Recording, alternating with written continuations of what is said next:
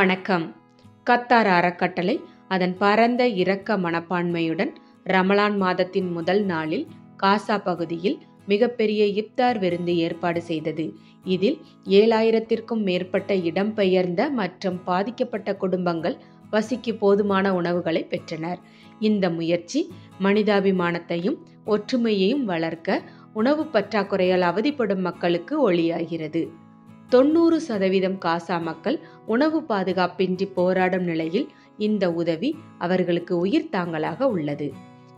இந்த நிகழ்வு ஆன்மீகத்தையும் மகிழ்ச்சியையும் இணைத்து குடும்பங்கள் மற்றும் சமூகங்களை ஒன்றிணைக்கிறது.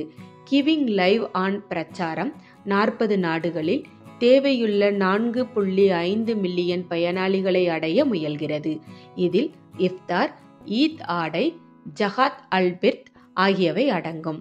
காசாவை உற்று பார்த்து உதவிக்கரம் நீட்டிக்க கத்தார் அறக்கட்டளை உங்கள் ஆதரவை கோருகிறது. இதுபோன்ற செய்திகளை தெரிந்து கொள்ள ழ ஊடகத்துடன் இணைந்திருங்கள். ழ ஊடகத்திற்காக லட்சுமி ஜெயபாலன்.